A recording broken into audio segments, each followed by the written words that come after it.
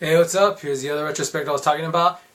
And so this is going to be about one of my favorite animes ever, Dragon Ball. And so with Dragon Ball Super in the middle of some filler stories before we get to another main story arc in Japan, and with Dragon Ball Super coming to America and being dubbed by Funimation next year, thought I'd have a little fun and talk about Dragon Ball Z and my own little personal retrospective of it. So this is Dragon Ball Z as I experienced it. And so let's take it back to the 90s where a lot of these retrospectives start apparently. And one Saturday morning, I'm sitting down to breakfast and with my brothers, and we're flipping through the channels, and all of a sudden we see this cartoon. And the first thing we see is this spiky haired guy standing over what we thought was his buddy. He looks like be beaten up and reaching out for help. So he grabs his hand, throws him in the air, and kills him. That is the first thing I ever saw when it comes to Dragon Ball Z. And I had no idea what it was. None of us knew. And this is long before the internet where you could find this stuff out easily. So we had no idea what it was. And it wasn't until like maybe 6 months later or so, something like that, where I found out what it was. It was called Dragon Ball Z. It had a really cool opening theme song, and it had a great theme song. I really like it, and it's pretty memorable. And as far as the rest of the story goes, it was awfully disappointing. For a couple of reasons. One, because at this time, Ocean, the original company doing the dub, they didn't have a lot of it, so it kept looping. And it was the same loop all the time. And it was right after the Saiyan saga where Vegeta was just left Earth after running from everybody after that giant fight. And it was that start, the very next episode, and it ended when Goku lands on Namek and takes down Raccoon with one hit. And so that whole loop that was all we got.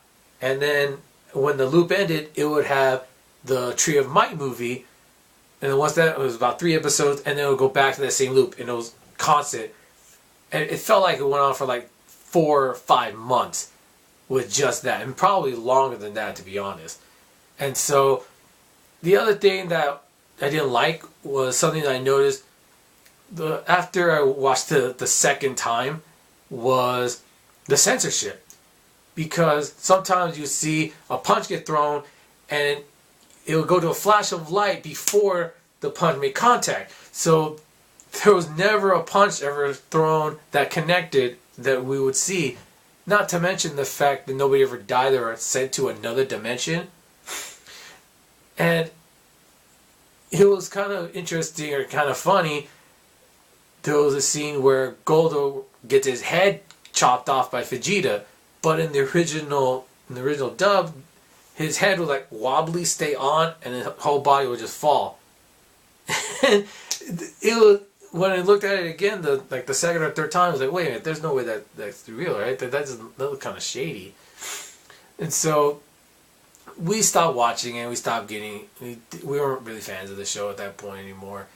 But then one day, maybe a year or so later, we were kind of just screwing around with this antenna we put on the TV, just screwing with it, and we found some TV stations out of Mexico. And what they had, the first thing we saw was Dragon Ball Z, and it was the part where Vegeta lops off Goldo's head. And it was, we were kind of shocked. Whoa, so that's what happened. Oh crap, we didn't know that happened. And so through the Spanish language station is how I first really got to watch all of Dragon Ball Z. And at the time as well, they kind of had this Dragon Ball hour, that's what I'm going to call it anyways, where it would be Dragon Ball and then Dragon Ball Z. So I got to watch both those stories progress at the same time. And so it was great for me to really catch up and know the story, know the whole story with Goku and Piccolo, Tenshinhan, even the useless Yamcha and Krillin, who always gets destroyed. And so it was cool for me. I got to experience all this at the same time. Did I understand all of it? No. Did I understand enough of it to understand the story? Yes. And so it was cool. I liked it. And my favorite character at that time was Gohan. And so it was really cool to see Gohan progressing throughout Dragon Ball Z from when he was being kidnapped as a kid until the end of the Cyborg Cell saga. And so I watched all that. I watched Majin Buu. I watched all of it. And it was a lot of fun. And I still say to this day that the Spanish voices were the best. They caught the characters the best. And they weren't over the top. And they got all the elements of the character without making them cartoonish or over the top. And I liked it. I really liked it. Then fast forward a couple of years and Cartoon Network has Toonami, and it's starting to take off.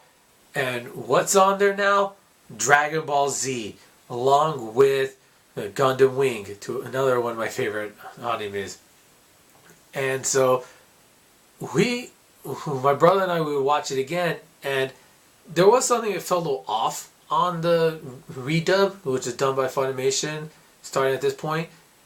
And I didn't know what it was. It felt off. And I thought, maybe it's just the way it looks. Maybe it's the animation. I don't know. There's something wrong. And I didn't notice it until many years later when a good friend of mine, he told me he didn't like he enjoyed the original voice and he didn't like the redub because the new voices were trying to do an impersonation of the old voices. And that's when I realized what was wrong with it. It was because it was that way. They were trying to redo those voices. And for a while it was. And it wasn't until the start of the Cyborg or Android saga is when the voices were no longer being an imitation of the other old ones and were their own thing.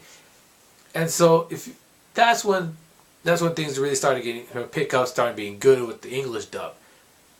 So my favorite story arc is the Cell Saga. It's great. And what's great about it is the character of Cell is very different from, let's say, Frieza. In that Frieza was definitely like a monarch, and he kind of viewed getting his hands, fighting as getting his hands dirty kind of beneath him. Whereas Cell was a lot more technical because he wasn't strong at first. He had to grow. He had to stay underground and absorb and kill people in order to get more power. And so when he finally made his return after Piccolo, the first fight with Piccolo, with that second fight, it was when he was like, oh crap, they are screwed now. And not to mention his cunningness is when Vegeta has him dead to rights in his second form. He could have easily killed him, but Cell smartly plays to Vegeta's ego and say, well, you could kill me, but come on, you want a real challenge, don't you? Just let me become my perfect form, and then we can fight. I'll give you a real challenge, and then you can assure yourself that you're the best. And that was really cool. Played to Vegeta's biggest weakness, which is his ego, and that was great. So, not to mention, the other thing was Goku having to admit he can't do it. And this is one thing that, if you had watched Dragon Ball through Dragon Ball Z until the Cyborg Android arc, it was always everybody else got their ass kicked, Goku came in and saved the day. And so we were expecting that sort of thing to repeat itself. But it doesn't happen. Instead, Goku said, no, I can't do it. And he's calm about it. It's like, yeah, Cell would kick my ass if I were to fight him, but it's okay, we'll be alright. And so if it's your first time watching, I was like, wait a minute, there's got to be, Goku knows a weakness, he's got some sort of trick up his sleeve, but what we don't know is that it's actually Gohan, my favorite character. And this is what I thought was great, because we had followed Gohan throughout Dragon Ball Z, like I said earlier, and so to finally have that character arc come to a head with this moment, and not to mention it was his dad that really was the one that believed in his abilities and his strength, whereas the other Z fighters really didn't. And so, not even Piccolo, not at this point.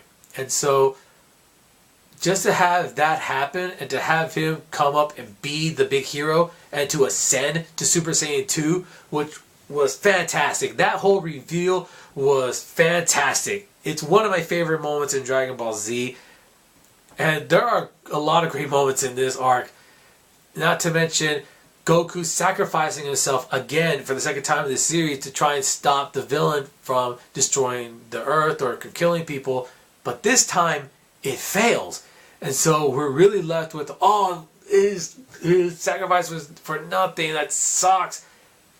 But then, what for me is the coolest moment is Gohan with that one-handed Kamehameha battling against Cell and all the other Z fighters trying to help out and not making a dent in Cell until Vegeta jumps in, one shot, stuns Cell, and leaves Cell vulnerable for Gohan to boom, one last shot to destroy Cell. And the moment which I think is the best is Gohan with one arm walking towards Cell while he's killing him, and just, it was awesome. That was awesome to me to see that moment, and to finally, it seemed to me like we're passing this torch down from father to son, to have a new protagonist, to have a new hero, somebody very different from Goku, and somebody that we can follow on into the future. I was looking forward to it. I thought it was going to be great, and I couldn't wait to have this new character, my favorite character, hold the series together. Unfortunately, that didn't happen. And I want to talk about that a little bit more in part 2 of this retrospective. So probably be about 4 parts. 4-part retrospective. So stay tuned, hopefully tomorrow, and I'll have the second part of this retrospective up. So this question is going to be, what is your favorite moment from the original Dragon Ball? For me, it was the fight between Goku and Piccolo. The tie between Goku and Piccolo, that fight, or Goku versus Tenchi Han at the previous World Championship match. So that's all I've got for now. So till next time, later.